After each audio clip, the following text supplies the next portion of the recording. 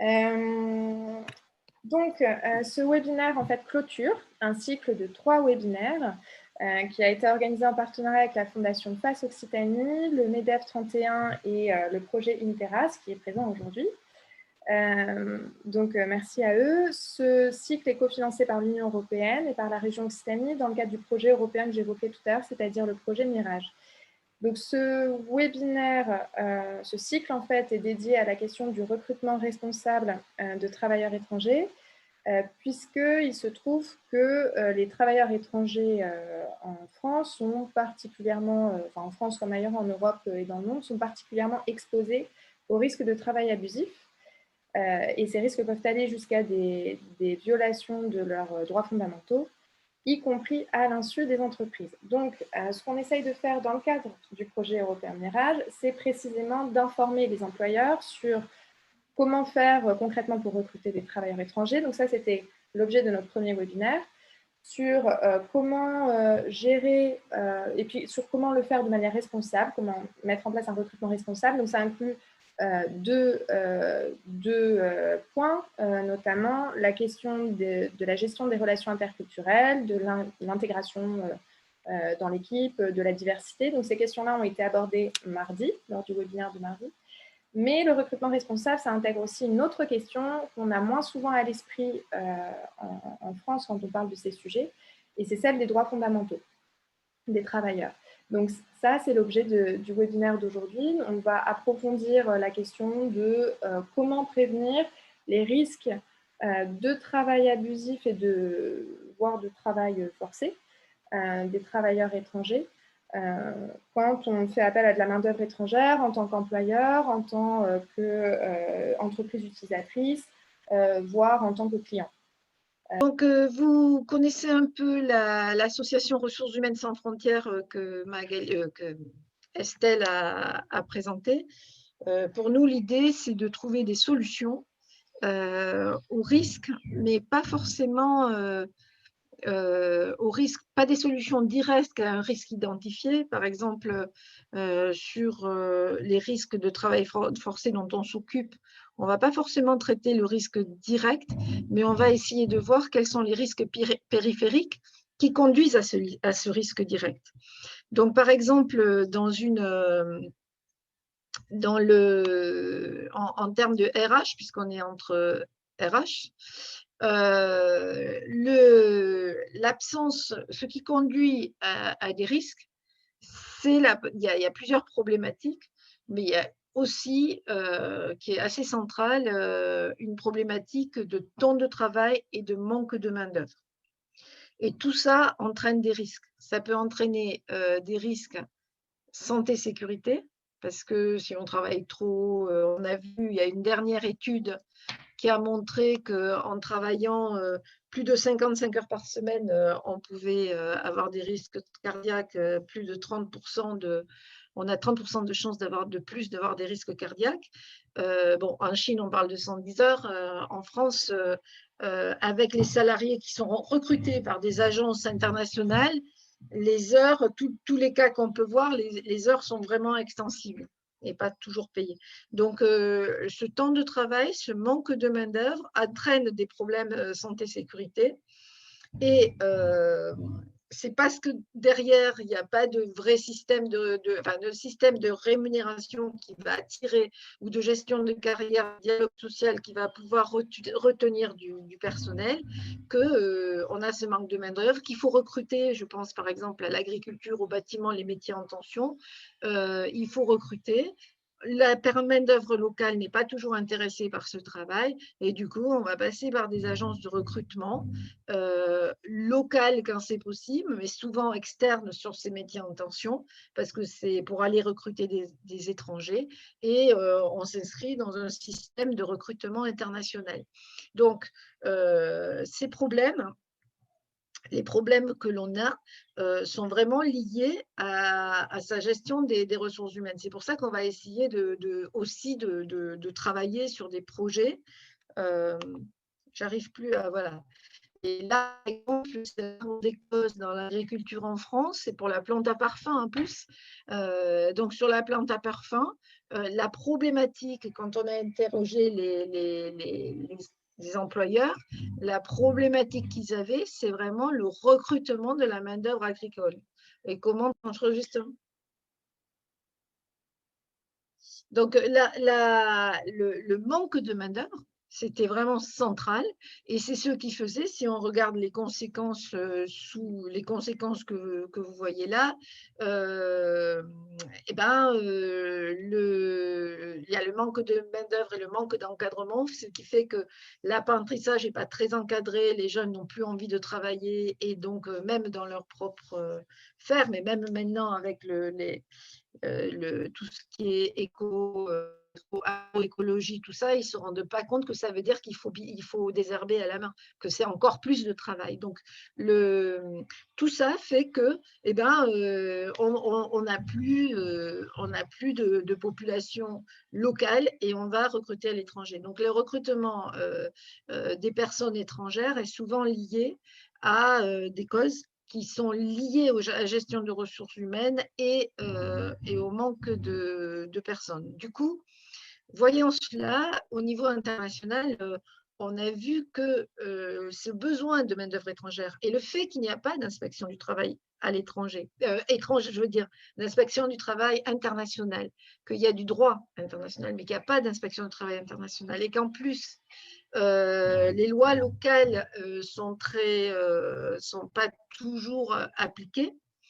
Il y a un document qui a été créé, donc ça c'est les risques méconnus qui existent en France, hein, mais il y a un document qui a été créé et qui s'appelle les principes généraux opérationnels de recrutement équitable par l'OIT pour donner des guidelines pour quand on a un recrutement, comment ça se passe du pays, qu'est-ce qu'on devrait faire en tant que pays, en tant qu'entreprise, en tant qu'agence de recrutement pour que ce recrutement n'engendre pas des conditions de travail inacceptables. Ça s'applique au travail détaché parce que c'est les mêmes principes et au travail de recrutement étranger, sachant que chaque fois qu'il y a des agences, elles vont passer par des multiples pays, y compris en Europe, pour allonger la chaîne de sous-traitance du recrutement et du coup allonger les pays où il n'y a pas de contrôle. Donc, et pour donner en France l'illusion que le droit est respecté. Donc, on peut toujours avoir l'illusion que le droit est respecté, mais ce n'est pas forcément vrai.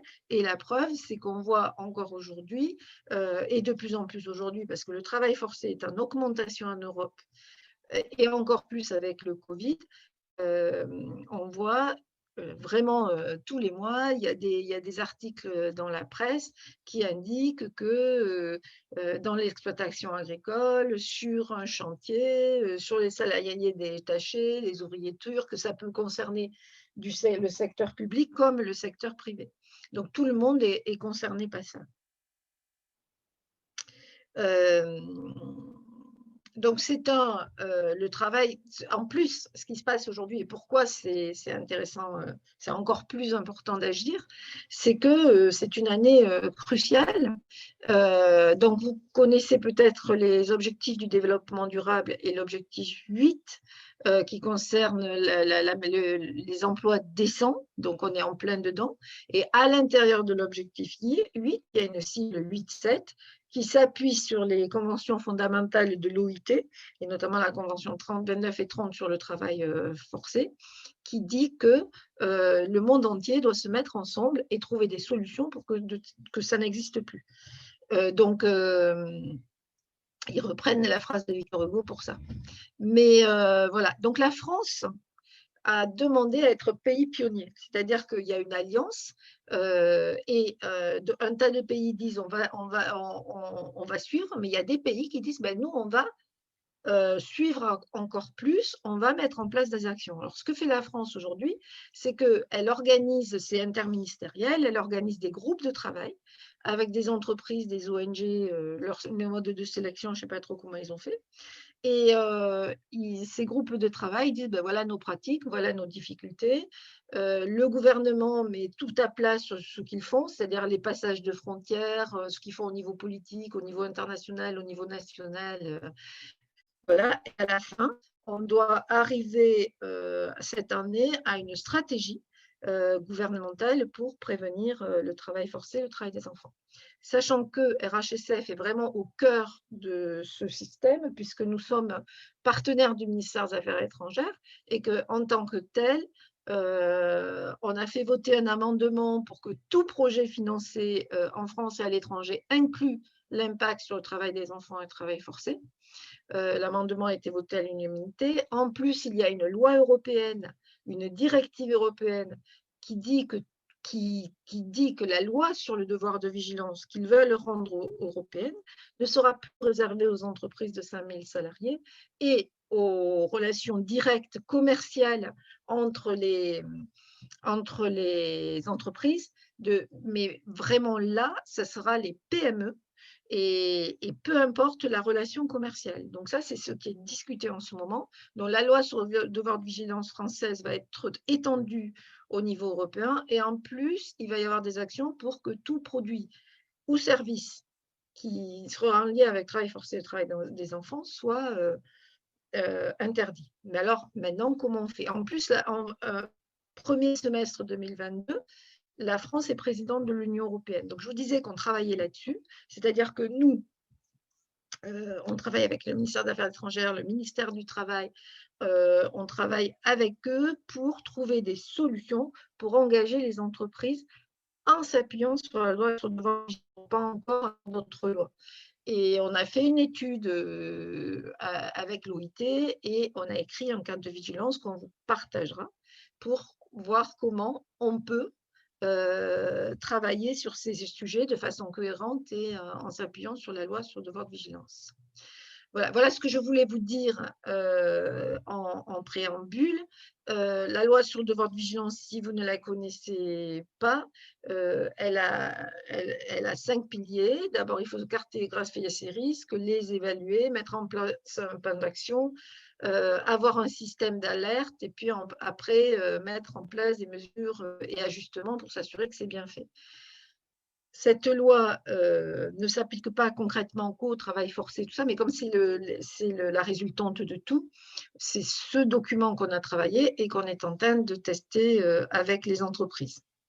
Donc, aujourd'hui, la formation, ce qu'on vous donne, il faut le regarder à l'aune de ça aussi. C'est-à-dire que dès qu'on a un problème de recrutement, de la main-d'œuvre moins qualifiée,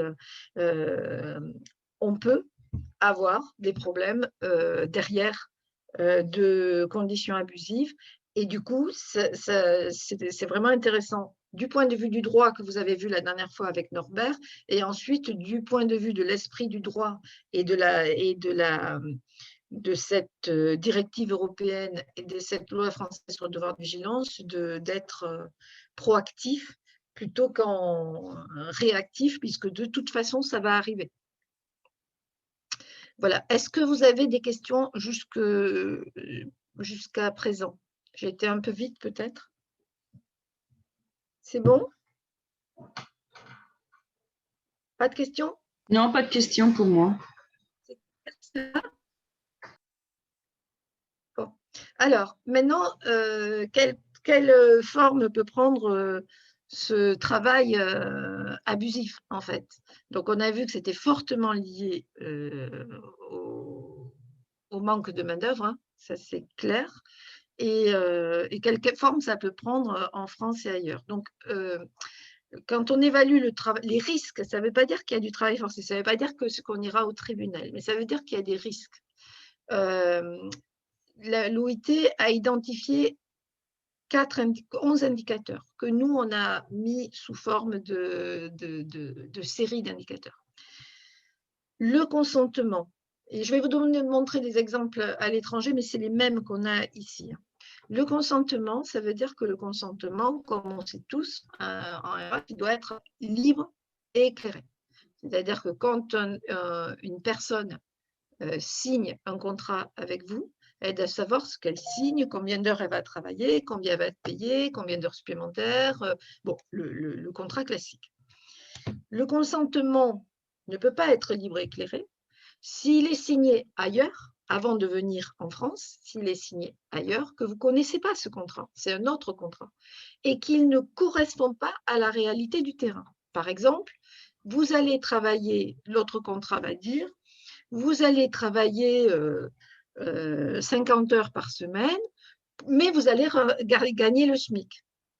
Parce que ce qui se passe, c'est qu'ailleurs, on dit vous allez gagner le SMIC, ce qui est beaucoup plus haut que ceux qui gagneraient, c'est un salaire beaucoup plus fort que ceux qui gagneraient dans leur pays, mais ils englobent, ils ne payent pas en fait les heures supplémentaires. Donc le consentement n'est pas libre et éclairé. En France, quand on va se retrouver, l'agence va vous facturer, elle va peut-être vous facturer les heures supplémentaires, mais elle ne le paiera pas forcément aux salariés. Donc ça, c'est vraiment un problème de consentement libre et éclairé. Le deuxième point, c'est la contrainte. C'est ces fameuses heures supplémentaires. Dans la mesure où la personne qui veut travailler, parce qu'elle va gagner plus en France, elle veut travailler, mais elle a aussi besoin de faire des heures supplémentaires pour ne pas être payée plus. On lui a dit dans le pays que tout était englobé et qu'elle gagnerait 1 500 € pour tout ça.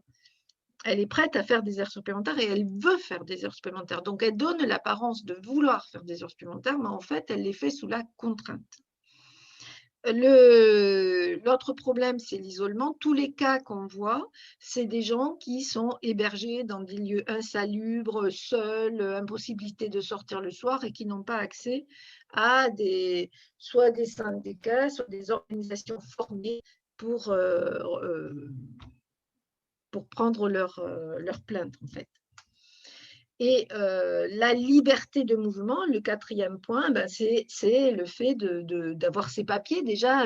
Mais les papiers, c'est la résultante, c'est la partie de l'iceberg qui montre que les personnes ne peuvent pas bouger, sont liées à leur travail, mais ça peut prendre différentes formes. Ça peut prendre la forme d'un compte qui est bloqué et qu'ils ne peuvent pas toucher s'ils ne partent pas. Enfin, ce n'est pas que les papiers. L'important, c'est l'idée de ne pas permettre aux gens de partir et de sortir de ce mouvement. Donc les risques, c'est les intermédiaires de recrutement officiels, la tromperie, et ensuite, une fois qu'on a recruté, c'est la gestion des ressources humaines, bien sûr, tout ce qui est logement, santé, sécurité, voilà. Et il faut veiller vraiment à ce qui se passe à l'étranger, et c'est ça qui est le plus important. Donc ça sort, ces problèmes-là, c'est une étude de l'Agence des droits fondamentaux de l'Union européenne qui l'a sortie en 2019.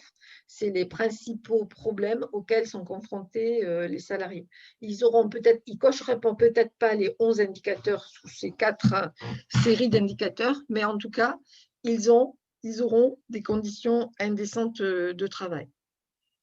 Donc là, je vous montre rapidement, ça ne se passe pas en France, mais c'est la façon dont ça se passe, c'est-à-dire c'est les mêmes causes et les mêmes effets. Souvent, ça c'est des travailleurs qui vont travailler à Taïwan, mais vous pourriez avoir un travailleur qui vient du Congo en Espagne et puis en Espagne en France, hein, c'est un peu le même processus, à part qu'en France, on a des lois plus protectrices qu'à Taïwan pour les migrants, mais il n'empêche qu'au début de la chaîne, c'est là qu'il y a le problème. Donc, dans ce contrat d'emploi, le premier, pour respecter le droit, le salarié aura un logement, il ne paie pas d'honoraires et il a un billet gratuit pour se rendre chez l'employeur. Le deuxième contrat qu'il va devoir signer avant de prendre l'avion, c'est ben non, finalement, vous devrez payer le billet aller-retour. Voilà. En ce qui concerne les frais de recrutement, en général, c'est sous la table. Parce que je te donne un emploi, c'est sous la table. Mais ça peut être en plus. Ça correspond parfois à 1 à 3 ans de service, parfois. Ensuite, comme il y a beaucoup d'auditeurs, dans les pays où il n'y a pas d'inspecteur du travail, mais en même temps, il peut y avoir des inspecteurs du travail. En tout cas, on donne l'apparence, le troisième contrat donne l'apparence de moi, employé, j'ai accepté qu'on me prenne mon passeport, j'ai accepté qu'on me prélève de l'argent parce que c'est pour couvrir les frais de logement, j'ai accepté qu'on me prenne mon passeport parce que j'ai peur de le perdre, j'ai accepté qu'on me prélève des frais mensuels parce que je ne sais pas le faire moi-même. Voilà, c'est une infantilisation du migrant pour lui enlever ses droits et pour respecter ce que demandent les auditeurs sociaux qui vont respecter ce qui se passe sur le terrain. Donc là, ce n'est pas des reconstitutions que l'on a fait, c'est des vrais contrats. Hein. C'est le même, ce n'est pas des blagues. Et ce contrat-là est un contrat entre l'entreprise qui va recruter et l'agence de recrutement. Et vous voyez que l'agence de recrutement, comme en France, comme partout, a du travail puisqu'elle doit faire les annonces, elle doit faire les contrats, elle doit… bon, elle a un tas de tâches à faire pour recruter une personne à l'étranger. Et le numéro 9, et eh ben, pour tout ça, vous ne paierez rien.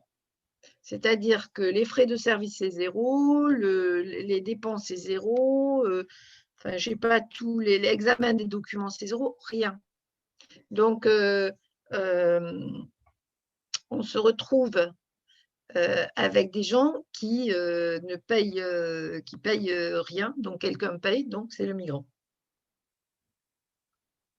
Voilà. Est-ce qu'il y a des questions? Je pense qu'on a eu un abandon au milieu, où je ne vois personne. On est combien? Non, non. Non, non, il n'y a pas eu d'abandon. C'était Rita qui était partie, mais je vois Rita. Donc, je ne la voyais plus. Donc, voilà la problématique qui conduit au travail abusif et au travail forcé. C'est la même en France. Ce n'est pas parce qu'on a une loi qui protège l'ouvrier qui est arrivé, qui vient dans le pays, que les agences ne profitent pas de lui tout au long de cette chaîne de recrutement. Alors, évidemment, je vois qu'il y a la grande spécialiste du droit des femmes qui assiste à cette formation. Évidemment, là-dedans, il y a toutes les spécificités liées aux femmes, liées aux âges, liées aux populations qu'on dit vulnérables et qui pourraient être soumises au travail forcé, au travail des enfants, et du coup, toutes les problématiques de harcèlement moral, de harcèlement sexuel, voire de viol. La problématique, comme je vous l'ai dit, c'est que la réalité est celle-là, mais la réalité est qu'on a affaire à de multiples pays, à de multiples et pas de droits, pas de gens qui vont contrôler. En plus, on a une réalité qui fait qu'il y a des gens qui ont besoin de travailler et d'autres qui ont besoin de personnel. Et il n'y a pas de solution simple puisqu'on a affaire à des cultures différentes, avec des pays différents, à des systèmes complexes de recrutement.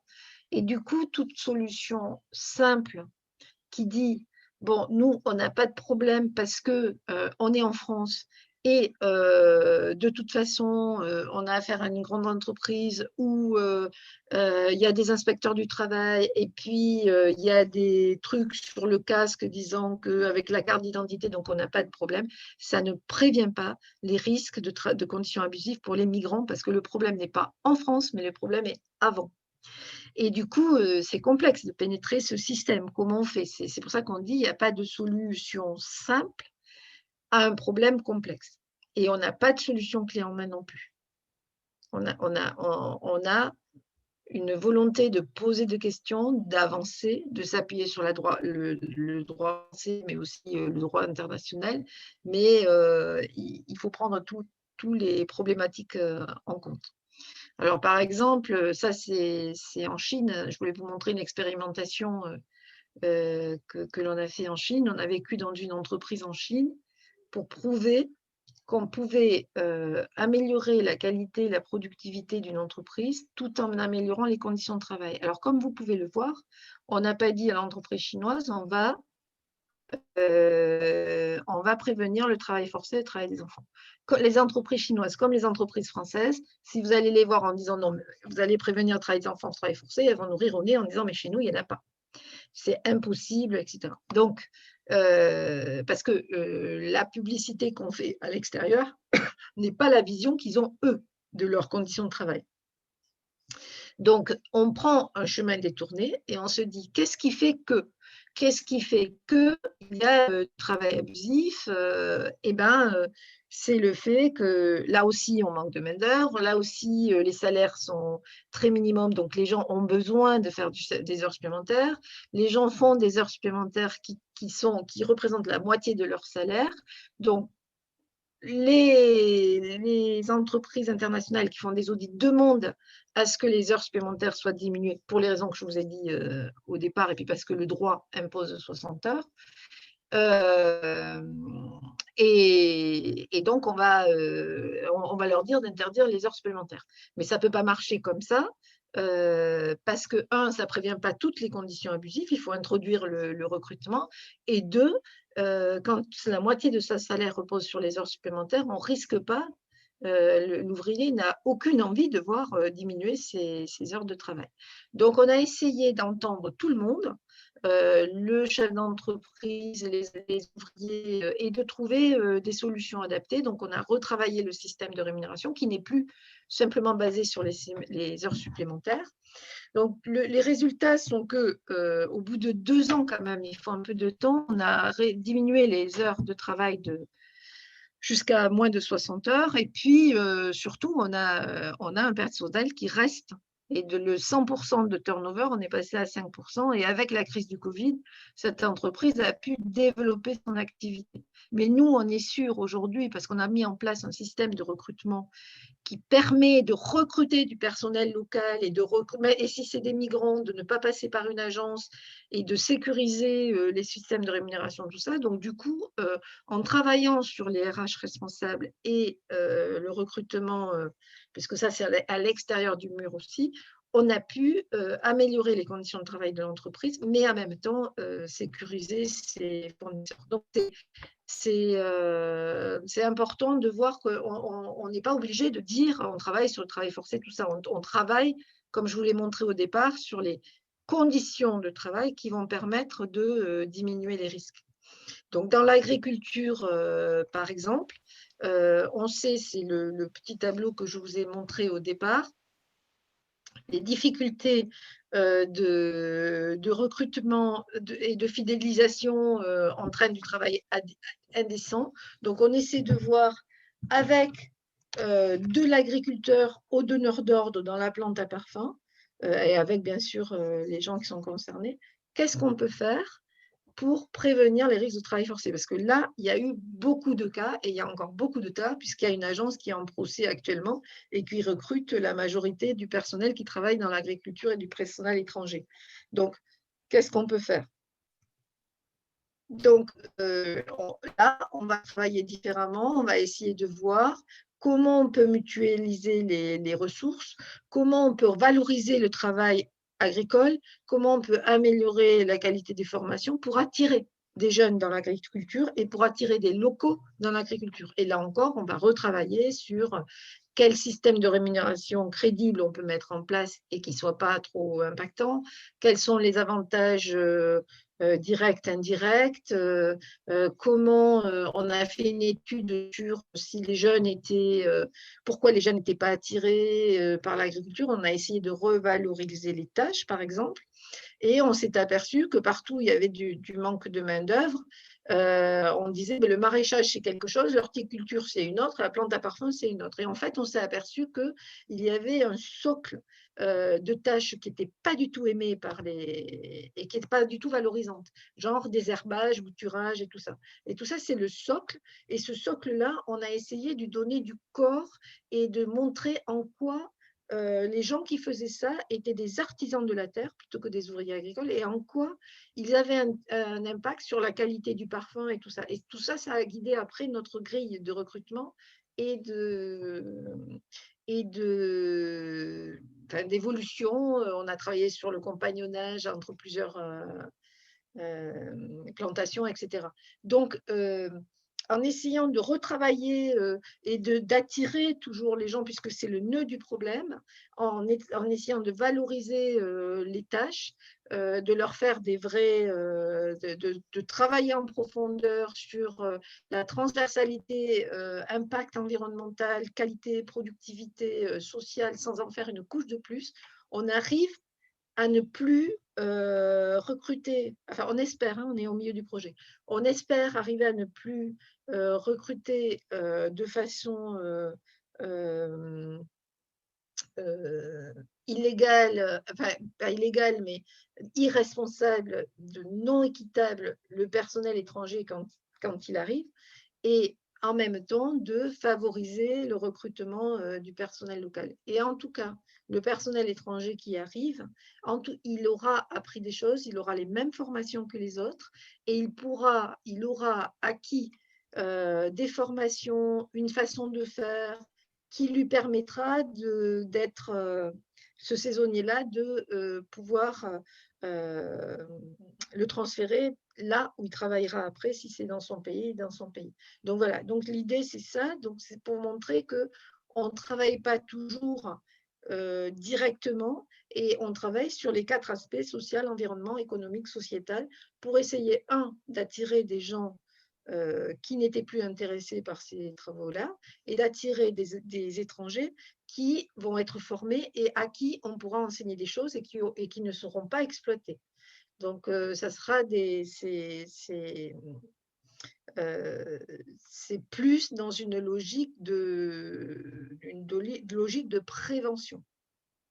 Le droit, c'est une logique ensuite, si jamais il y a un problème, eh ben, on va au tribunal. En ce qui concerne, par exemple, ces fermes-là, nous, avec Estelle, on a été interroger un ouvrier agricole du Togo, je crois qu'il était. Il est passé par cette agence. Il était payé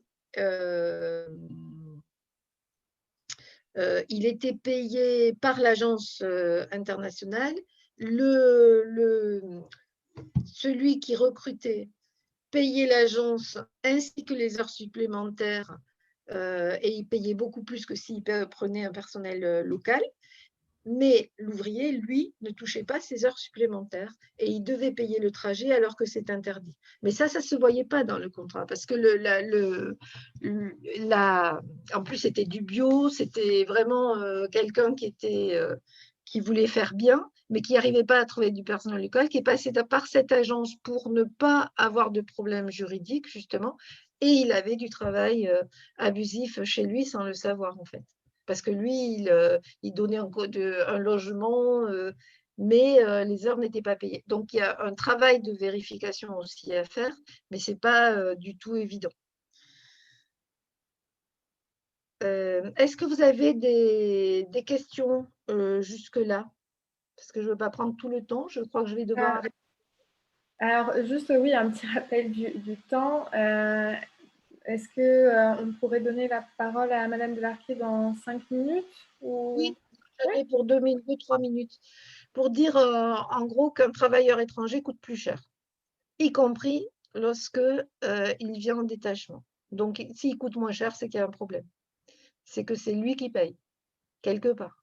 Parce que l'agence et les agences vont prendre de l'argent.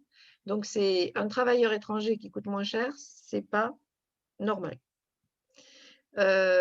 Donc, les charges patronales, le coût du recrutement, dont on vous a fait, on vous laissera les slides, mais le prix en gros du coût du recrutement. Mais il faut ajouter à ça le coût du transport, le coût du logement, enfin tout ce qu'on doit donner à un travailleur étranger. Donc le recrutement moins cher, déjà, il y a un problème. En plus, il faut payer une taxe à l'OFII, il faut payer les intermédiaires, donc pas possible. Donc déjà, c'est une question. Si on vous propose un travail moins cher, c'est qu'il y a une question. Mais parfois, comme ils voient que vous voulez payer le prix, ça ne veut pas dire qu'ils seront, que ça sera juste. Mais après, on doit effectivement toujours se poser des questions sur son mode de recrutement. Si on passe par des agences, lesquelles? Si vous passez par des agences internationales, vous avez des risques. Et à ce moment-là, il faut peut-être se rapprocher d'organisations qui analysent ces risques jusqu'au bout. Pas simplement. Il y a aussi je crois que Estelle, tu as trouvé des gens qui sécurisent un peu le recrutement à l'étranger. On n'a pas vraiment de solution satisfaisante aujourd'hui là-dessus. Mais s'il faut remonter les chaînes de recrutement, c'est quelque chose qu'on peut faire. Ouais. On va le faire pour la Bulgarie en tout cas. Et on le fait pour l'Asie, tout ça, mais pour la Bulgarie, il faut le faire. Et puis, on se pose des questions aussi. On peut se poser des questions sur les contrats, les premiers contrats qu'ont les travailleurs. Et celui-là, c'est est-ce qu'ils sont identiques? Est-ce qu'ils incluent des frais, pas de frais? Donc, c'est important avant de signer peut-être avec une agence internationale, d'exiger de connaître les contrats qu'elle fait signer aux travailleurs. Et peut-être en termes de paiement, que l'agence ne soit qu'un intermédiaire et que le paiement soit fait par vous. Donc, que l'agence n'ait pas à recruter et à payer, parce que c'est là qu'intervient le problème. Donc, voilà, j'ai essayé de ne pas dépasser les montants. Évidemment, il faut se poser d'autres questions sur tous les 4 facteurs de consentement. Mais vraiment, le problème est essentiellement au niveau du recrutement, du paiement et du dialogue qu'il peut avoir.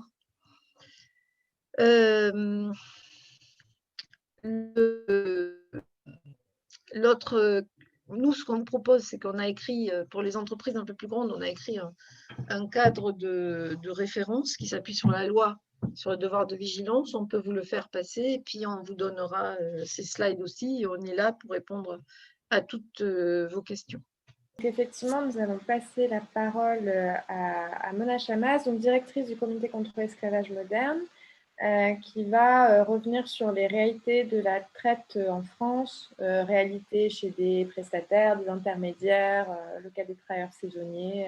Voilà. On va avoir différents cas de figure et également quelques indices pour repérer des situations qui pourraient en relever. Je laisse la parole à Mona. Bonjour, vous m'entendez? Ça marche le son? Ok. Bonjour tout le monde, merci Estelle, merci Martine pour cette présentation aussi et de nous avoir invités aujourd'hui. Je vais commencer par dire que c'est peut-être la première fois qu'on intervient où on s'adresse aux entreprises parce que globalement, quand on fait des interventions, on s'adresse plutôt aux professionnels qui peuvent accompagner des victimes. Parce que le travail du comité, depuis 25 ans, il est plus axé sur l'accompagnement, la protection des victimes de traite. Donc, c'est sûr, dans ce que disait Martine, ils sont beaucoup sur la question de risque. Nous, on est vraiment sur la question de situations beaucoup plus extrêmes et sans vouloir vous surprendre, qui se passe surtout en France. Voilà, donc le risque existe, le travail forcé existe, la traite des êtres humains existe, pas seulement à l'international, en France aussi. Donc, certes, alors, est-ce que ça marche? Oui, ça marche. Donc, certes, cette question de traite des êtres humains ou d'esclavage moderne, comme le nom du comité peut vous l'indiquer, touche un certain nombre de millions de personnes au monde. Elle a une valeur économique, en fait. C'est le 3e trafic mondial après les drogues et les armes. Et c'est un phénomène qui touche autant des adultes que des mineurs, autant d'hommes que de femmes et de personnes transgenres aussi. Pour être beaucoup plus sur notre territoire, nous, on intervient dans tous les cas en France. Il y a une enquête nationale qui indique, juste au niveau des personnes qui sont accompagnées par des associations, qu'on est sur 2573 victimes accompagnées. Ça, c'est les chiffres de 2019. Et les personnes viennent de 71 pays différents. Ça, c'est au niveau de différentes associations. Je vous dirai un peu plus par rapport au comité après. Mais tous ces chiffres englobent autant l'exploitation par le travail que l'exploitation sexuelle. Ce qui nous intéresse, nous, aujourd'hui, c'est cette question de traite à des fins d'exploitation par le travail, où 88% étaient des victimes majeures, parce que malheureusement, même en France, il y a encore des victimes mineures, et 62% étaient des femmes. Donc, notre sujet aujourd'hui touche peut-être un peu plus des hommes majeurs, alors plus étrangers. Nous, on a eu certaines situations où c'était des Français aussi. Mais tous sont sur la question de victimes de traite à des fins d'exploitation par le travail. Donc, sans vouloir rentrer dans une explication juridique, ce n'est pas l'objet aujourd'hui, mais juste pour que ça soit clair de l'extrême dont on parle, on est sur un phénomène où, pour parler qu'une personne a été victime de traite à des fins d'exploitation quelconque, il faut être clair que la personne qui l'a exploitée, elle a mis en place autant une action de la recruter quelque part, donc ce qui peut être le cas des intermédiaires aussi, ou bien de l'accueillir. Donc, du coup, ça peut être le cas des employeurs qui accueillent une personne qui travaille chez eux, même si elle arrive par un intermédiaire. Et ensuite, ça peut être aussi la transporter. Donc, ça peut être une société de transport qui fait des allers-retours, par exemple, pour emmener des personnes d'un endroit à l'autre sur des champs agricoles, etc. Donc, dans tous les cas, il y a une action qui n'a pas besoin de traverser les frontières. Elle peut se faire à l'interne. Nous, on a eu des situations où le recrutement de personnes migrantes en situation irrégulière s'est fait en Île-de-France pour les emmener sur d'autres départements français, avec des moyens plus ou moins assez rodés pour pouvoir toucher un réseau assez important. Donc, dans tous les cas, il y a une action qui est mise en place, et ensuite, il y a des moyens. Ces moyens, ils sont surtout de façon à ce qu'on ait une emprise sur la personne, qu'on essaye d'avoir, ou bien on a une information sur une vulnérabilité qu'elle peut avoir, par exemple si elle n'a pas ses papiers, ou que ses papiers sont un peu dépendants de certaines régularisations qu'on doit faire nous-mêmes. Donc, si on abuse aussi de cette vulnérabilité et on met un moyen de pression sur la personne, c'est un moyen. Ça peut être des fausses promesses, ça peut être d'un isolement, ça peut être d'une emprise psychologique, ça peut être aussi de violences qui peuvent être exercées sur la personne. Et tout ça s'est mis en place très clairement dans le but d'exploiter la personne. Donc, dans différents types d'exploitation, aujourd'hui, on va parler seulement de l'exploitation par le travail. Donc, dans notre cas, quand on va recevoir un signalement d'une personne, on va regarder très clairement tout ce qui a été mis en place pour recruter et recevoir cette personne. Ensuite, tout ce qui a été mis en place pour pouvoir garder la pression et l'avoir sous emprise pour pouvoir, dans un but de lui demander le plus et exploiter son travail. Ce qui est clair, c'est que Martine, elle parlait tout à l'heure de la question de l'isolement. Par exemple, nous, on a vu des situations où, en fait, l'isolement, il pouvait être autant sur des horaires complètement différents d'autres travailleurs. Donc, par exemple, sur des chantiers de bâtiments, on peut avoir des travailleurs qui vont venir sur des horaires de nuit. Et comme par hasard, c'est des travailleurs qui vont avoir une situation un peu plus compliquée que les autres. Donc, ça, c'est déjà un moyen qu'ils n'aient pas de contact avec d'autres pour qu'ils n'aient pas d'informations sur leur droit, par exemple. Ça peut être un isolement qui est créé par la langue elle-même.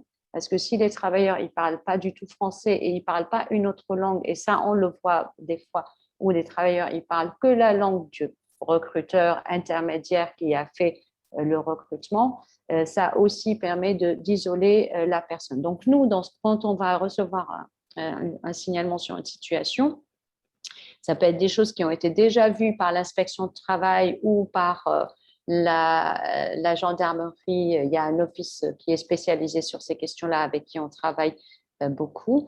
Ou bien ils ont regardé déjà ces éléments et on va accompagner la victime, nous, sur le long terme après. Ou bien nous-mêmes, quand on a un signalement, on va regarder.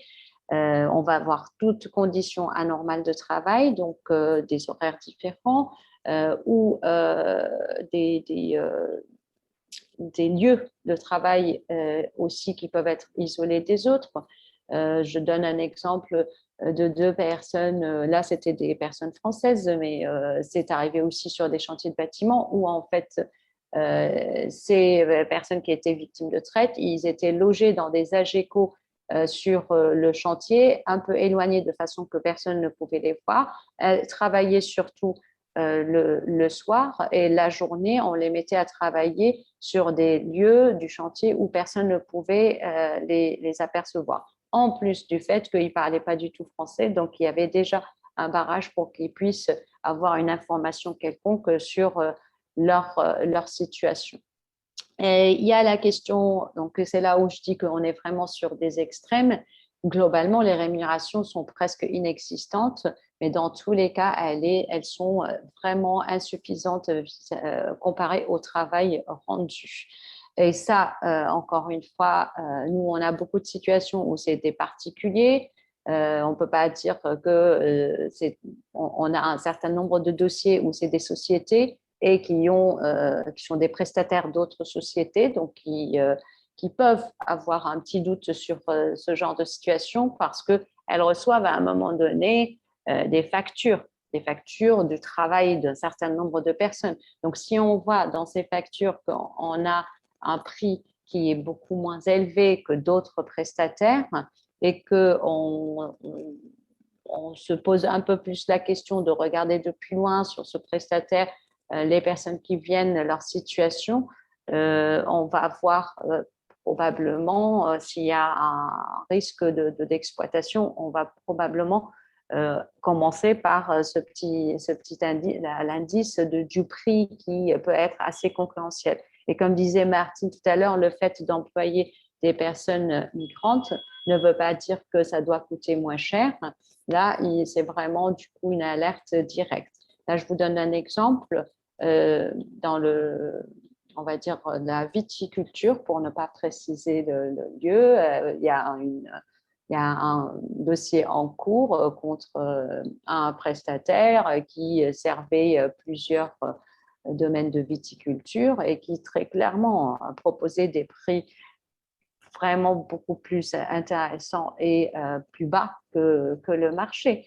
Et ce prestataire, il a mis en place un recrutement de personnes qui venaient venir de partout, des personnes migrantes en situation irrégulière ou des migrants réfugiés qui ne parlaient pas français avec des recruteurs qu'il avait de plusieurs endroits.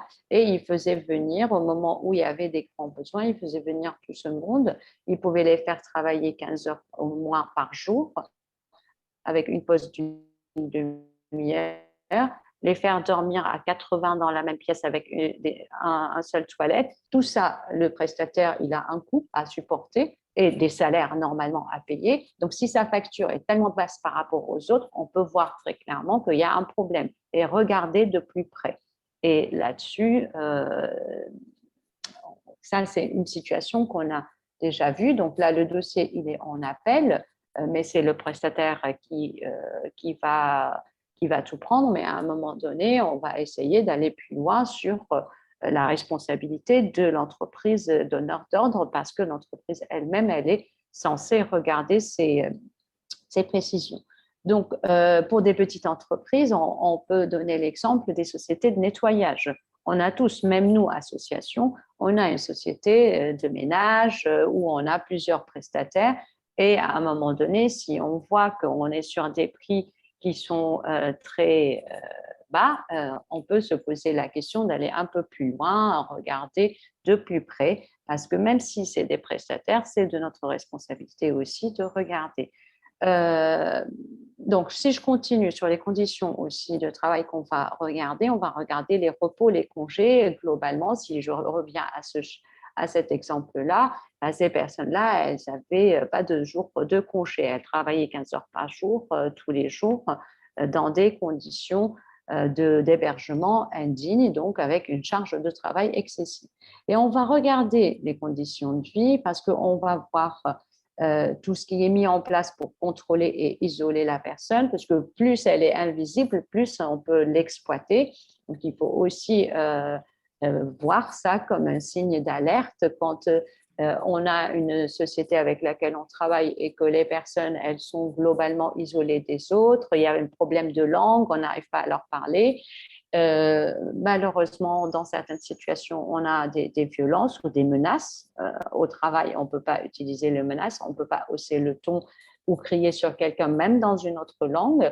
Et ce n'est pas parce que la personne elle est en situation irrégulière et qu'on lui parle dans sa langue que c'est tout à fait normal. C'est une alerte aussi sur est-ce que cette personne connaît ses droits, est-ce que elle sait combien elle doit être payée, etc. Sans parler, bien sûr, de la question des confiscations des documents, qui peut être tout simplement pour préparer un contrat ou pour régulariser la situation, et qui peuvent être aussi un point de pression qui est utilisé contre la personne pour la faire travailler.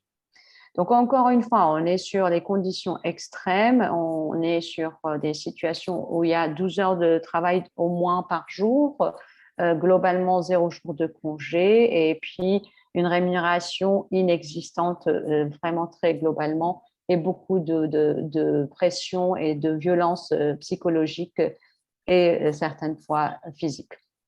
Donc, on a beaucoup de questions qui se posent sur est-ce qu'on parle de traite ou est-ce qu'on parle de trafic de migrants, et on essaye toujours de dire qu'en fait la traite c'est une infraction pénale, donc il faut pas prendre les choses à la légère. Si un prestataire ou même, je vais donner un autre exemple, en fait il y a une fois c'était une société qui avait une intervention sur une chaudière. Et quand elle a fait son intervention sur la chaudière, donc j'ai vu, je ne sais pas s'ils sont là, mais j'ai vu que dans la liste, il y a des gens qui sont sur l'énergie renouvelable, donc ils peuvent être sur des interventions ou des projets, je ne sais pas ce qu'ils font exactement, mais ils peuvent être sur des projets chez des particuliers aussi. Donc je pense que aussi, des fois, en tant que citoyen, vos propres employés, s'ils sont informés sur ce genre de phénomène, ils peuvent eux aussi à des moments donnés identifier des situations. Donc ça peut être une sensibilisation des employés, pas seulement pour leurs propres droits ou le droit chez les prestataires avec qui vous pouvez travailler, mais ça peut être aussi dans le cas où il y a des interventions et on voit une situation de ce genre. Le monsieur en question, il a été sauvé de cette façon. Avec l'intervention de la chaudière, ils ont vu qu'il y a des affaires dans la cave. Ils se sont rendus compte qu'il y a une personne qui vivait là et qui est la personne qui travaillait là. Donc, c'est comme ça que la situation a été identifiée. Donc, on est sur une infraction pénale. On n'a pas toujours besoin de franchir des frontières. Donc, une personne, si on parle juste des travailleurs migrants, un travailleur migrant qui a été recruté en France, qui a traversé la frontière avec quelqu'un d'autre ou tout seul, ça n'a pas de lien direct. Comme je disais tout à l'heure, à partir du moment où on recrute, où on accueille, où on héberge la personne, on est sur un délit contre la personne si on l'exploite et on exploite son travail. Dans le cas du trafic des migrants, on est sur un transport, un passage, et on est un délit contre l'État. Et ce n'est pas du tout comme le travail au noir non plus. Et c'est là où nous, par exemple, on n'intervient pas du tout sur cette question, parce qu'au travail au noir, globalement, il y a une rémunération suffisante. La personne, elle n'est pas liée à l'employeur, il n'y a pas une emprise, elle peut vivre chez elle et faire des allers-retours. Et c'est juste une question de non-déclaration, un délit contre l'État, et ce n'est pas une infraction pénale contre la personne elle-même. Voilà un peu sur la traite. Donc, en ce qui concerne le comité, nous, nos chiffres, on a accompagné l'année dernière 222 personnes. Depuis nos débuts, on a accompagné plus de 900 victimes dans plus de 350 procès. Donc, beaucoup sont des cas individuels, mais on a de plus en plus des situations de société, notamment dans l'agriculture, avec des situations où il y a des intermédiaires donc, qui embauchent et qui recrutent et qui emmènent des personnes et qui vont travailler en tant que travailleurs saisonniers.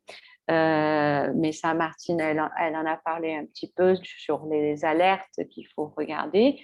Mais d'autre côté, on a des situations où c'est des personnes intermédiaires qui vont recruter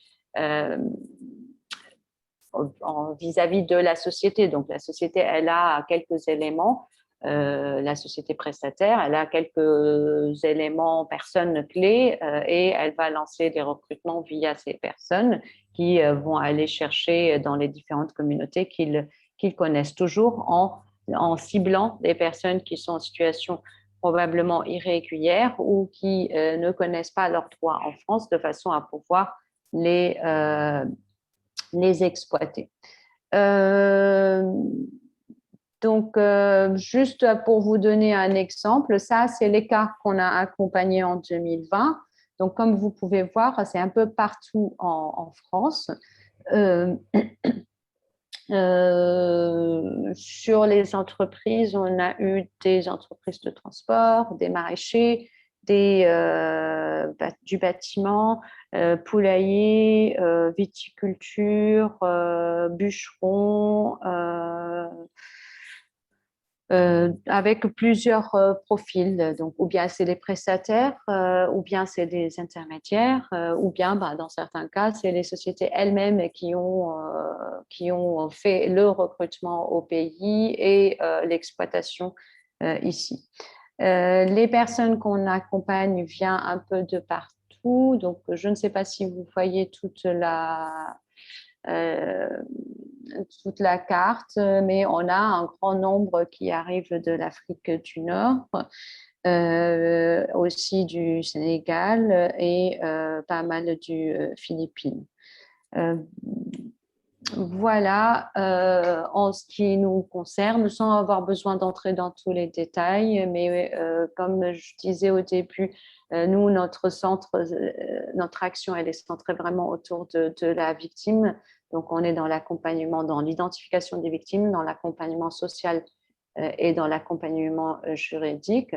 On essaye de faire au maximum, vu qu'on est beaucoup sur le terrain et qu'on a 25 ans d'expertise, on essaye toujours de toucher des professionnels pour pouvoir identifier des situations et mieux les accompagner et sensibiliser l'opinion publique et essayer d'utiliser les jurisprudences pour avoir des réformes et une meilleure application de la loi et la protection des victimes.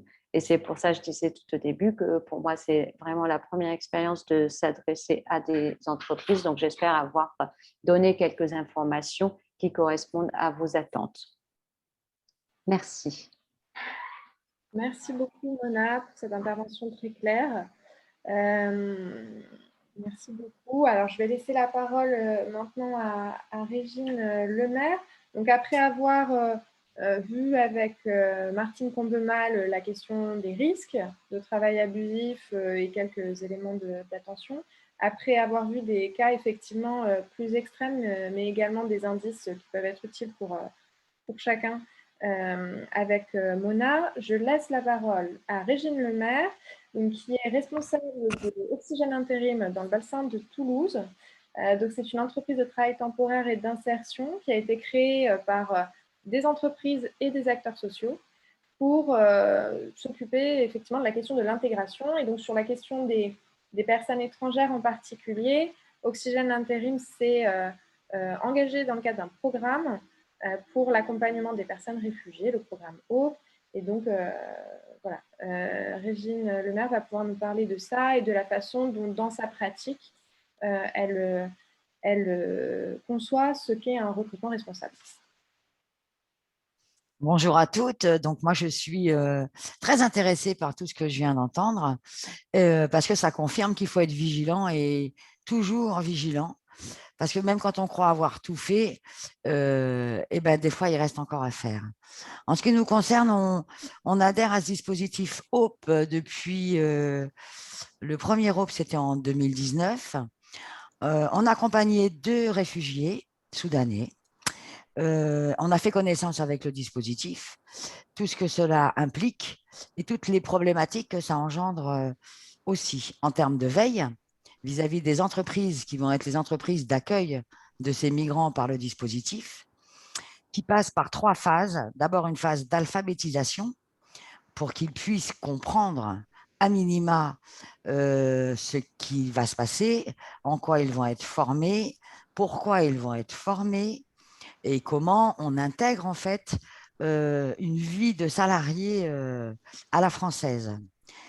Alors, la complexité, c'est qu'il existe des codes que les gens qui viennent de pays étrangers n'ont pas forcément, parce qu'ils ont leur propre culture, leur propre histoire, et qu'en France, il y a quand même des codes, des règles.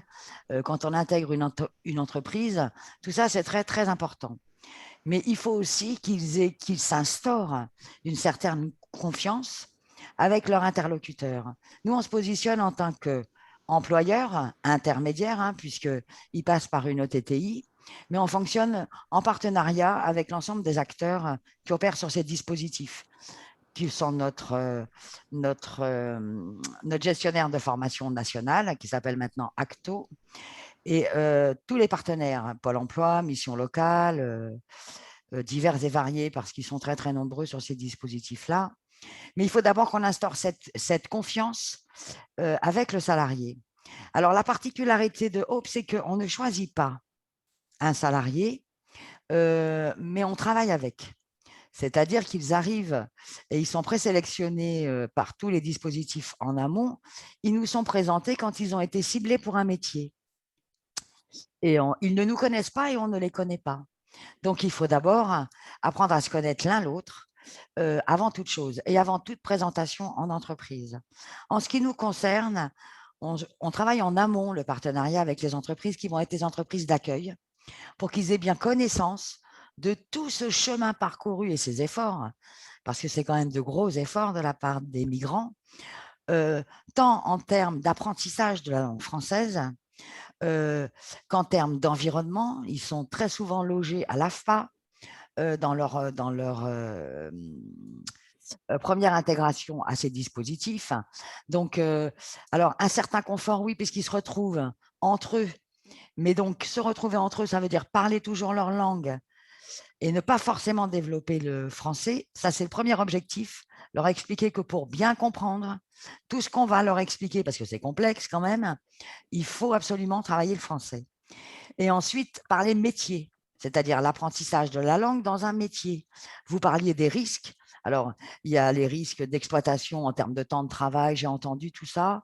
Et il est bien dommage que ça existe encore au XXIe siècle, mais on est bien obligé de se rendre compte que ça existe. Et j'en suis témoin. Ça fait 40 ans que je suis dans la RH et 40 ans que je le vois. Donc, je suis très, très vigilante sur ces points parce qu'il y a des règles en termes de temps de travail, en termes de droits, en termes d'amplitude, en termes de sécurité, et ce n'est pas rien, dans les chantiers du BTP, qui effectivement sont des chantiers en tension, et c'est vers ces métiers-là qu'on oriente très souvent les salariés qui sont des réfugiés. Alors, ils ne connaissent pas toujours les métiers. La première chose consiste à leur faire découvrir ce pourquoi ils vont être professionnalisés. Parce qu'on joint à tout ça de la formation. Parce que ça les oblige à pratiquer le français et à travailler leur écoute. C'est en travaillant l'oreille que l'on maîtrise une langue. Et puis, il y a la parler, la reproduire et la comprendre. Et là, ça se complique. Ça se complique. Pourquoi? Parce que quand vous parlez contrat de travail, etc., je pense qu'un individu, pour qu'il puisse savoir, il faut qu'il comprenne. Et ça prend beaucoup, beaucoup de temps que de voir des heures à expliquer, réexpliquer avec des mots simples, compréhensifs, et pour qu'ils puissent nous retraduire avec le vocabulaire qu'ils maîtrisent ce qu'ils ont compris. La sécurité, par exemple, très souvent, en retour, on a oui, oui, oui, oui, parce que ça, oui, oui, oui, oui, on l'a tout le temps. Mais oui, oui, oui, ça ne veut pas dire j'ai compris. Alors, nous, en ce qui nous concerne, moi, j'ai choisi l'accompagnement terrain, l'accompagnement social, parce qu'avec tout ça, il faut aussi savoir qu'en France, il vaut mieux avoir un compte bancaire. On ne donne pas d'argent liquide. Tout ça, ça doit être tracé sur un papier qu'on appelle un bulletin de salaire, lequel doit arriver sur un compte en banque qu'il faut apprendre à gérer pour ne pas non plus, parce que vous savez, on peut se faire exploiter, j'appelle ça de l'exploitation parce que c'en est, à plein de niveaux, par votre banquier, par votre conseiller, par votre employeur. Et en fait, ce qu'on leur explique, c'est tous ces codes. Le premier, c'est on travaille, on a un salaire, on cotise, parce qu'en France, on cotise. Ce n'est pas toujours simple à comprendre, parce que de là d'où ils viennent, ces notions n'existent pas. Le temps de travail n'existe pas. La notion du travail et la sécurité au travail n'existe pas. Donc, les chaussures obligatoires, les casques obligatoires, les cartes obligatoires au demeurant. Un grand merci à ceux qui ont créé la carte du BTP, parce qu'effectivement, déjà, ça laisse une traçabilité de tous ces salariés qui interviennent dans ces secteurs d'activité. Ensuite, il faut aller vers le logement. Il faut aller vers un compte en banque. Et en même temps, ils doivent apprendre à travailler. Avec tout ce que ça implique. Là, on travaille sur le secteur des travaux publics, sur des métiers spécifiques qu'on appelle des maçons VRD. Et donc, c'est en plus un travail physique. Il faut savoir qu'un migrant fournit double effort. Celui de l'apprentissage de la langue, celui du physique, dans des travaux qui sont physiques, celui de la débrouille, parce qu'ils n'ont pas de permis de conduire et que le chantier n'est pas juste en bas du centre de formation ou de leur logement provisoire ou temporaire. Ils sont éloignés de leur famille. Et comme tout être humain normal, ils ont envie de ramener les leurs. C'est complètement… et ça aussi, c'est compliqué. Ça veut dire des logements plus grands. Il faut aller au-delà du logement provisoire et en parallèle, il faut aller vers un emploi durable. La précarité, c'est quelque chose qui peut vous rattraper très vite. Vous croyez en être sorti, mais tant que vous n'avez pas, posé votre situation sociale, posé vos réseaux, ça a l'air de rien, mais avoir des amis, ça permet aussi de partager ses craintes, d'avoir confiance dans votre employeur et de pouvoir lui dire non, ça, j'en veux pas. Je vais vous parler d'un exemple concret auquel j'ai été confrontée il n'y a pas très longtemps. Nous étions très heureux d'avoir accompagné ce salarié soudanais session 2019.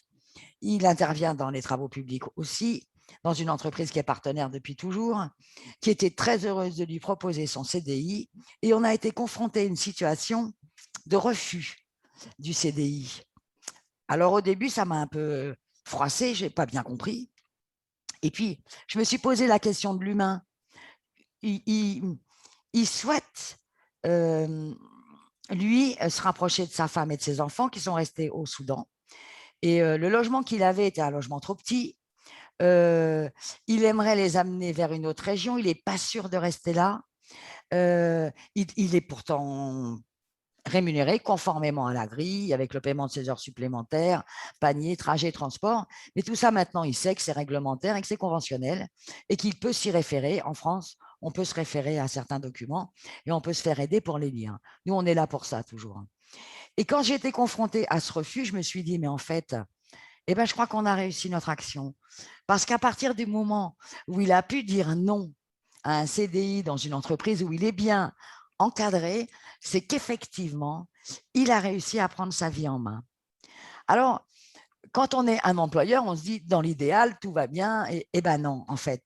Notre rôle d'employeur, c'est de faire de tous ces migrants des gens qui sont susceptibles d'intégrer l'emploi quand ils en ont envie, mais comme ils en ont envie aussi.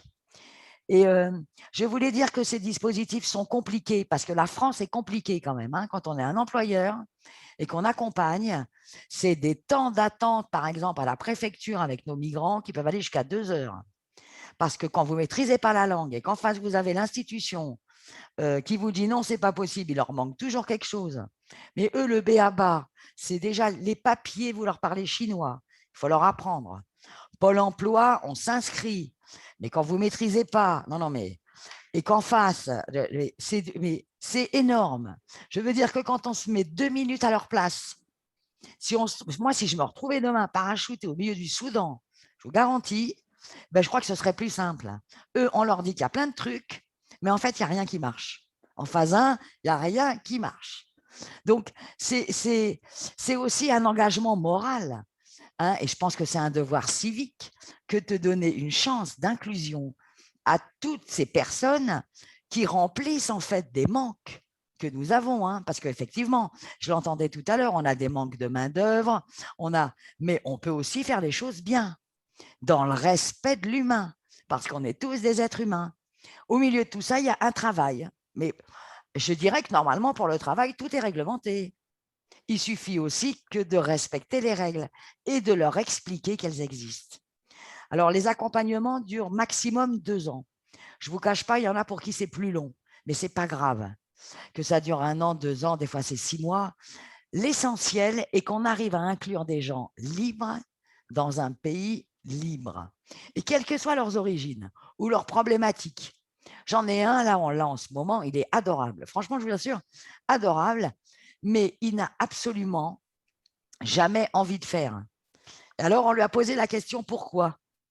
Il ne veut pas aller à la banque tout seul, il ne veut pas aller voir le conseiller Pôle emploi qui lui est dédié, et ça, on s'en est chargé. On l'a positionné pour un logement parce que là, ils arrivent à la sortie, donc il va falloir qu'il soit logé, pas question qu'on en est dans la rue. Et alors, tout ça, il nous a dit très spontanément, non, mais ça ne m'intéresse pas, moi, je veux travailler. Eh bien, notre discours, ça a été le travail, oui, mais tu ne seras heureux que quand tout le reste fonctionnera et que tu arriveras à le faire tout seul. Parce qu'on ne peut pas les accompagner ad vitam aeternam, mais c'est un mauvais accompagnement, à mon sens. On est là pour leur donner l'autonomie, arriver à faire seul. Bien sûr qu'on sera là s'ils ont besoin d'un coup de téléphone. Et ces dispositifs, ils règlent l'ensemble. Moi, j'ai la chance, non, ce n'est pas une chance, c'est un choix. J'ai fait le choix d'être accompagnée par une chargée d'insertion professionnelle qui, en parallèle de l'activité professionnelle, qui là est mon rôle premier, visiter les entreprises, aller voir sur les chantiers s'ils sont bien équipés, si les gens sont agréables et réexpliquent, parce que quand vous ne parlez pas la langue, il faut réexpliquer lentement le temps qu'ils assimilent. Et puis là, les 2 derniers retours qu'on a, l'entreprise, elle est hyper satisfaite de leur investissement. Et je vous dirais même que l'employeur est obligé de dire stop, on arrête. Il ne faut pas croire, ils sont tellement volontaires et ils ont tellement envie des fois qu'ils vous rendent au quintuple. On ne leur demande pas autant. Hein. Moi, je leur demande d'arrêter. À 16h30, c'est fini. On rentre, mais comme ils sont dans un logement, et c'est là où il peut y avoir de vraies dérives, hein, c'est qu'au fond d'eux, ils pensent bien faire. Et en face d'eux, ils peuvent avoir des gens qui en profitent. La notion de profit, là, vous n'avez pas utilisé ce mot-là, mais moi, je le trouve juste. Alors, il y a de la malveillance, on est d'accord, mais pas toujours. Des fois, c'est insinueux, parce qu'ils sont tellement contents qu'ils ont envie de donner encore plus.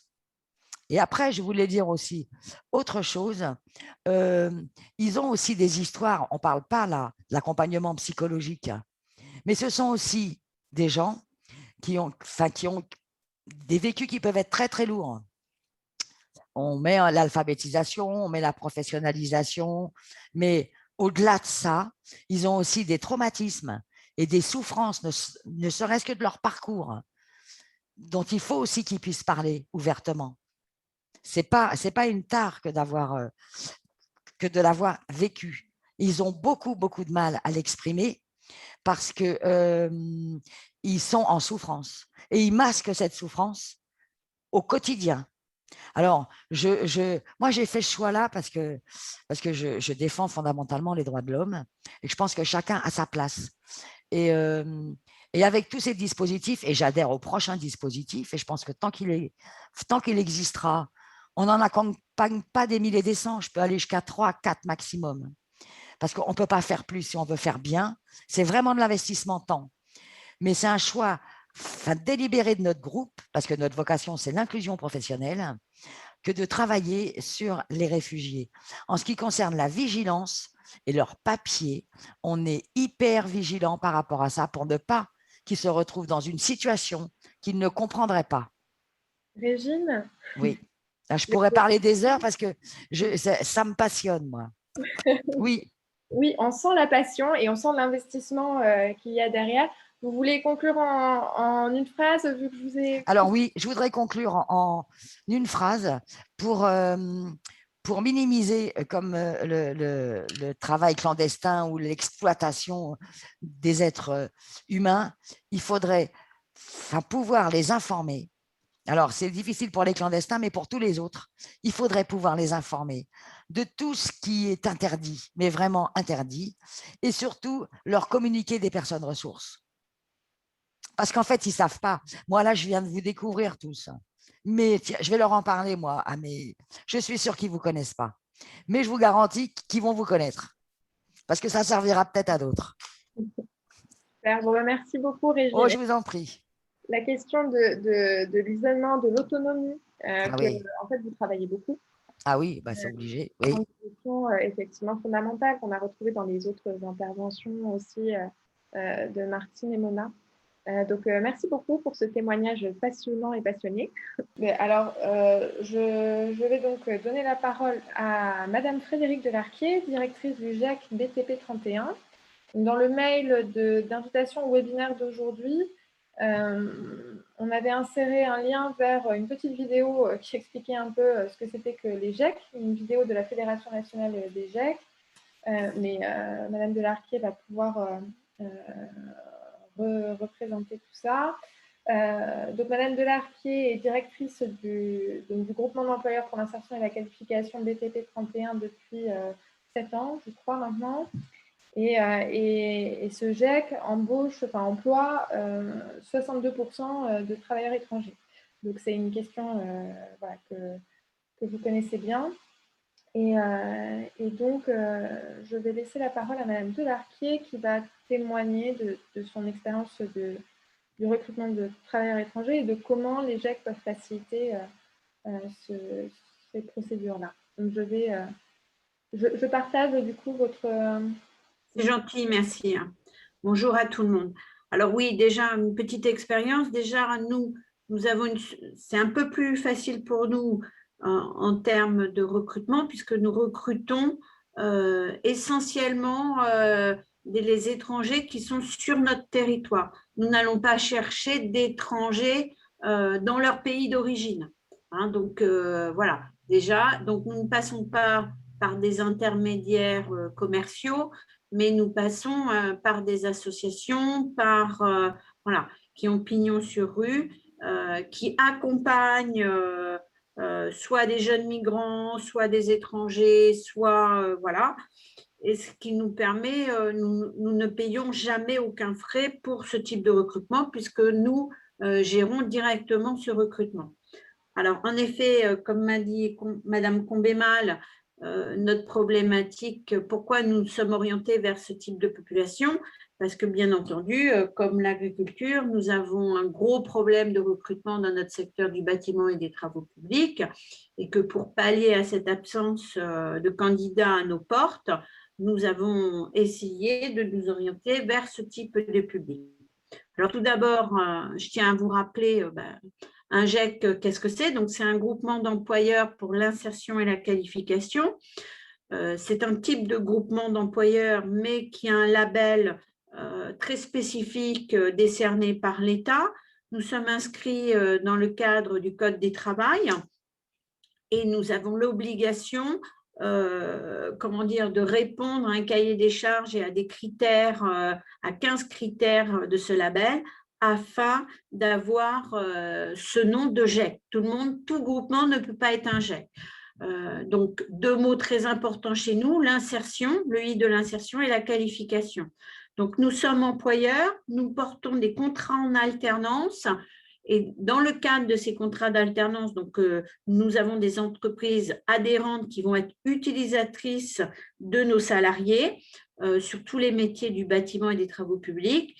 Et nous avons le volet insertion, c'est-à-dire qu'afin de maintenir les gens dans l'emploi, nous accordons un temps très important à toutes les problématiques périphériques de l'emploi. Voilà. Donc, nous sommes outillés avec des partenaires, afin que les personnes qui rentrent chez nous puissent maintenir l'emploi, et étant donné que l'objectif étant de les qualifier et surtout le CDI à la fin dans les entreprises qui sont adhérentes chez nous.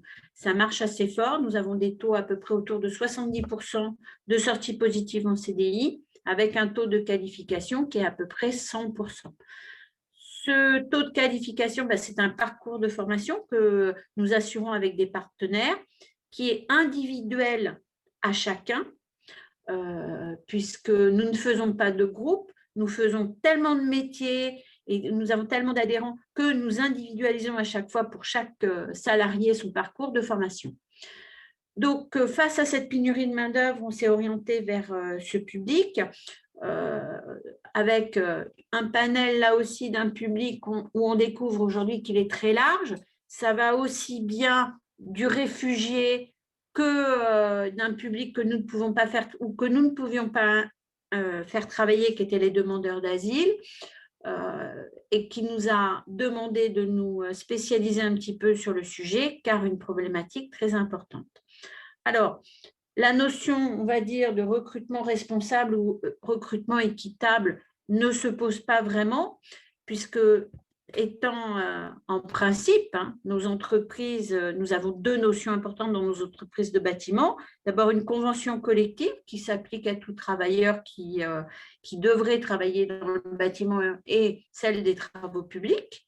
Et en question déjà de salaire, des grilles régionales, que ce soit TP ou bâtiment, où chaque entreprise doit appliquer ces grilles, puisque le principe d'équité et d'égalité de traitement devrait fonctionner dans nos entreprises de bâtiments et de travaux publics, en tout cas s'applique au GEC et dans les entreprises.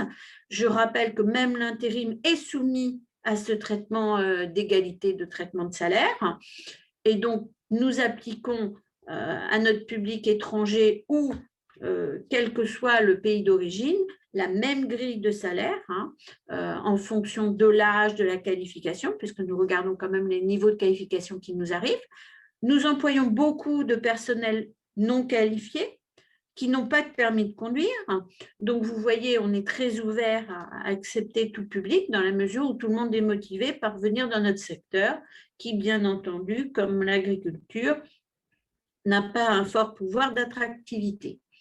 Donc, par contre, c'est vrai que de s'orienter vers ce type de public nous a conduit à comprendre les méandres administratifs français sur le droit au travail, sur les autorisations de travail. Et ça, c'est une vraie problématique pour tout employeur.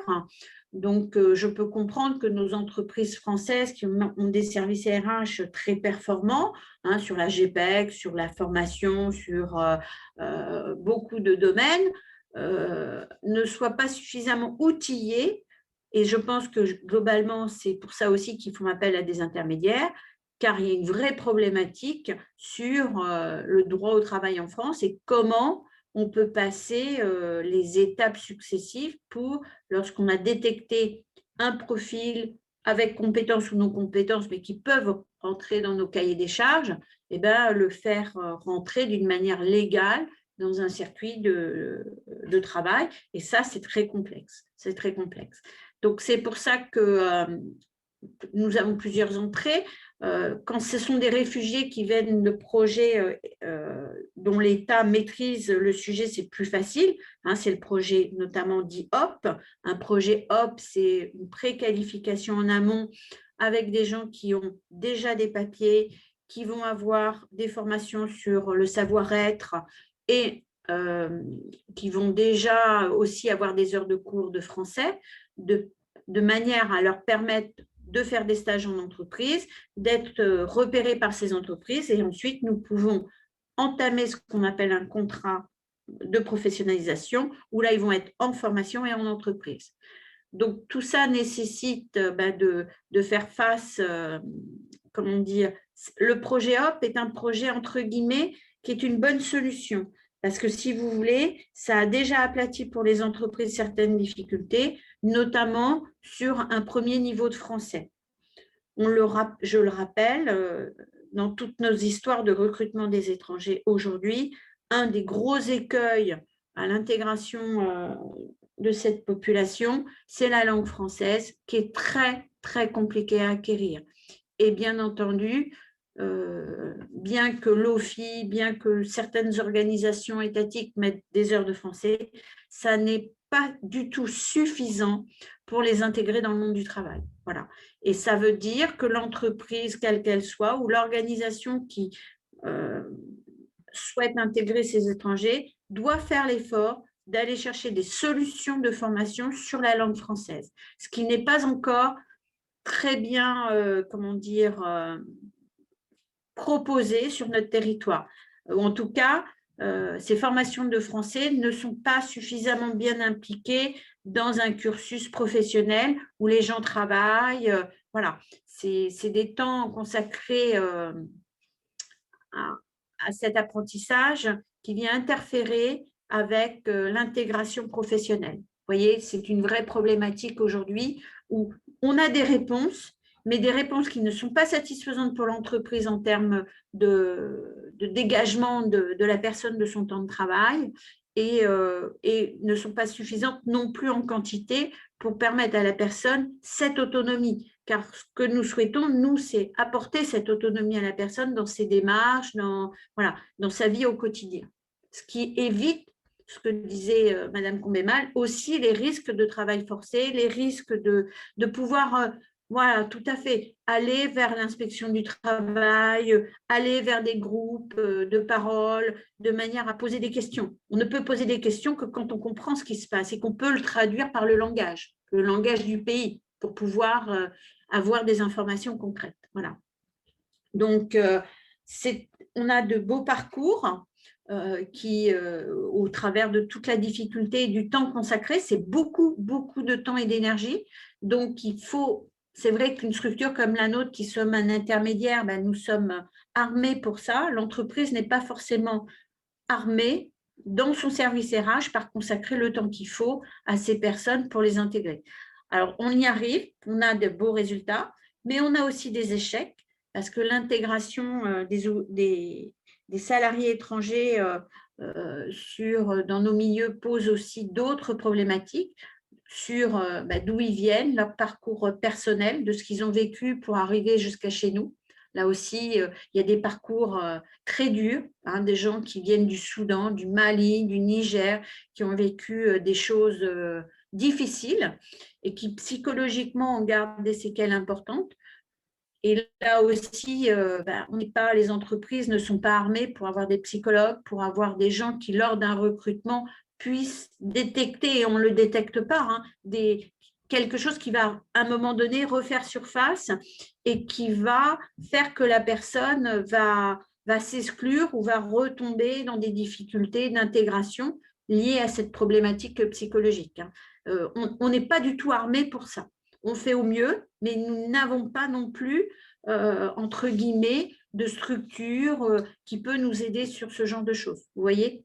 Et la chose aussi importante, c'est que ces gens sont venus parce que pour des questions politiques, de demandeurs d'asile, de guerre ou même pour avoir un niveau de vie meilleur.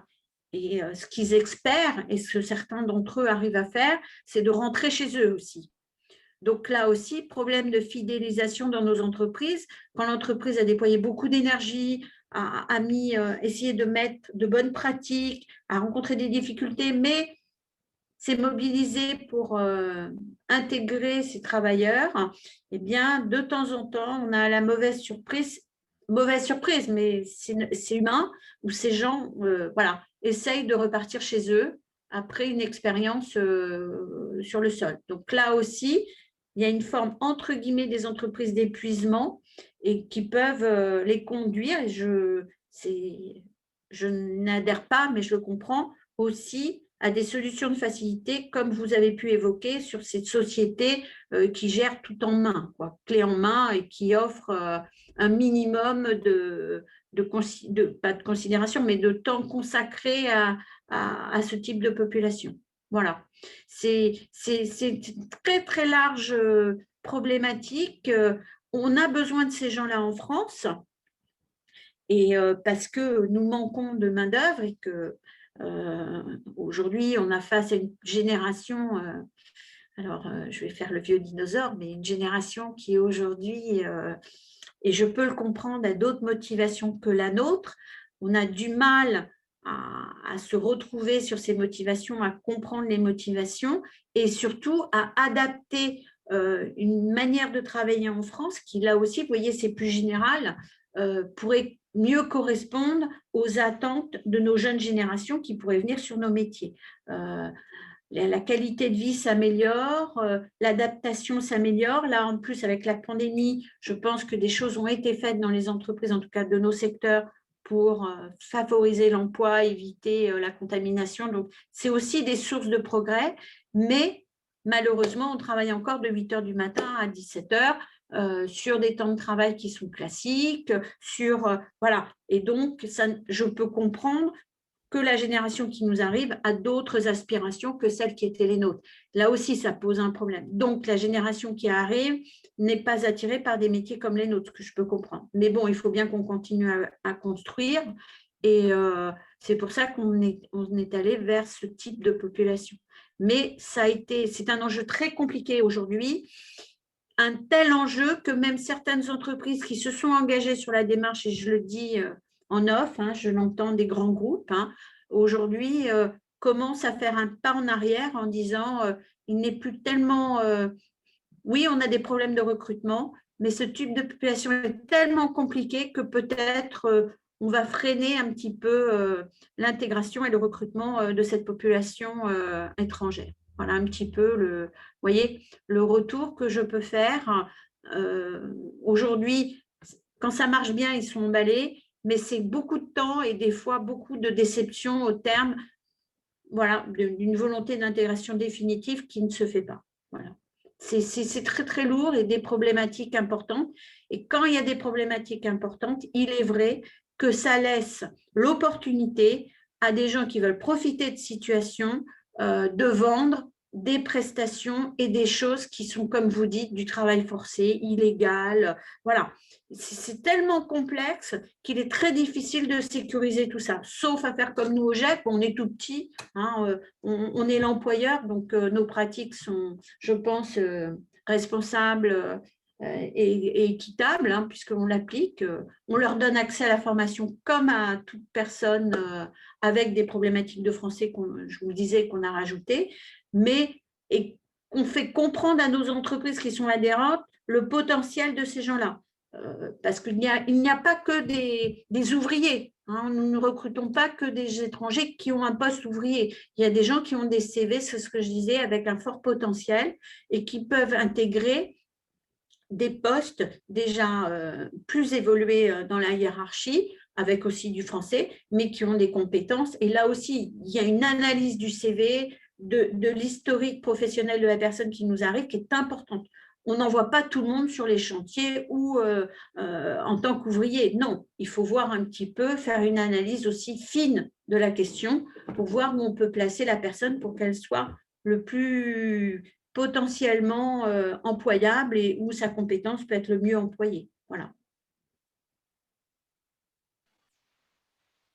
Très bien. Merci beaucoup, Madame Delarquier.